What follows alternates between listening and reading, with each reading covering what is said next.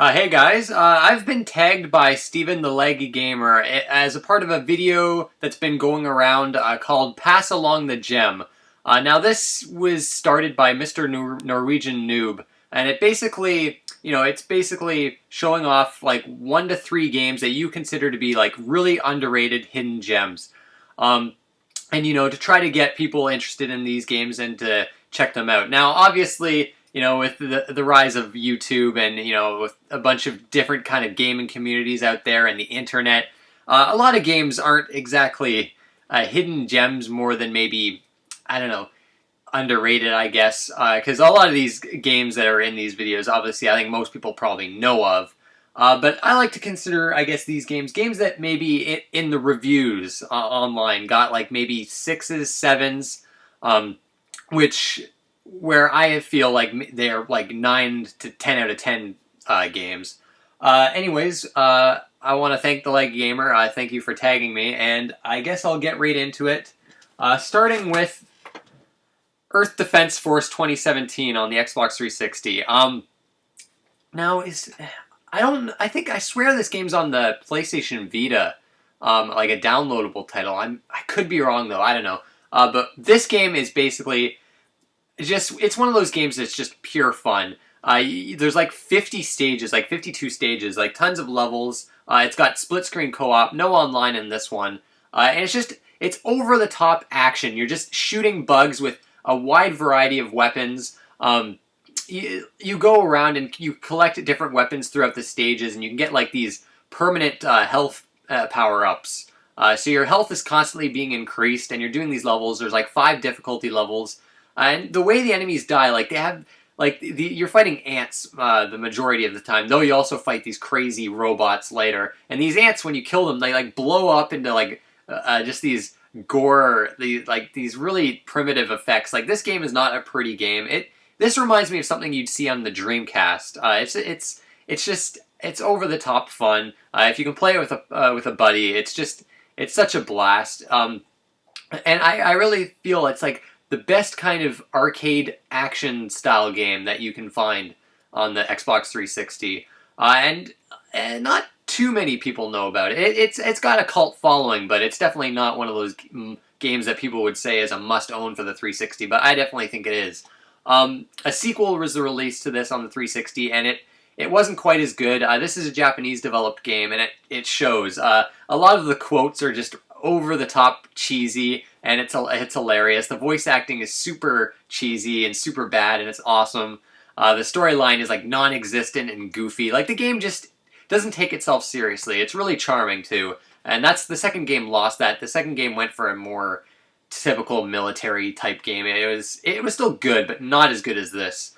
So definitely, if you have a 360, definitely check this game out. And I think it might be on the Vita. I don't know though. But yeah, Earth Defense Force 2017 is the first gem. This next game is Winback Covert Operations. Now, this was also released on the PS2 and actually got a sequel on the PS2, which I've never played. I want to get that game. Now, this game is notable for being the first game I can think of that used a cover system similar to, say, Gears of War. After this, I think the big game was Kill Switch, if anyone remembers that game. But this came before it.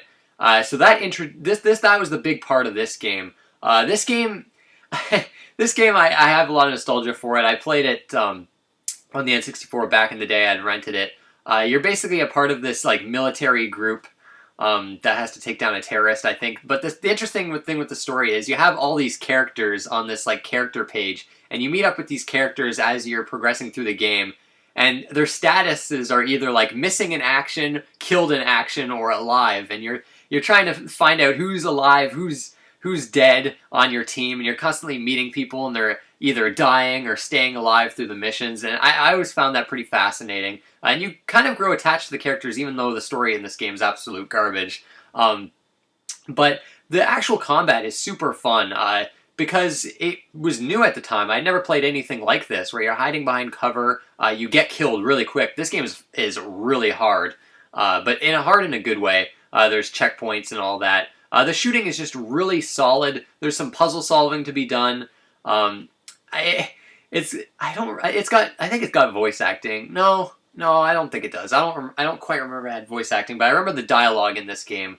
Was really cheesy and just I don't know. Like Earth Defense Force. It's another one of those charming games. And actually, Koei did this, known for like the Dynasty Warriors games. So this is kind of an odd game to come from them. But really, this is just a really underrated shooter on the N64.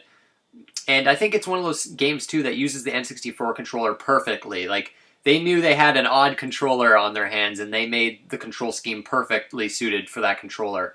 I'm curious what the PS2 version plays like, though. That might play even better.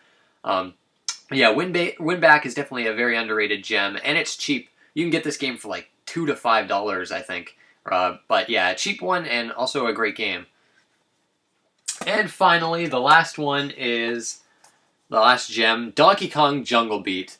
Now I've got the GameCube version here. Of course, you got to have the bongos. Now, this game was released on the Wii with Wii Play Control. I played that version.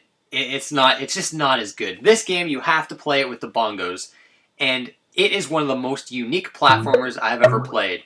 I played this too back when this came out in the GameCube, and I got the bongos for it.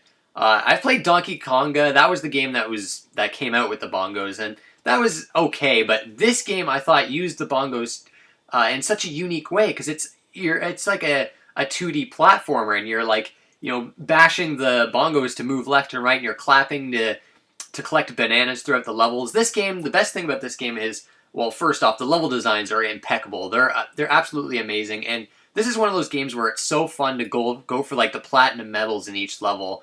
The boss fights are super fun as well.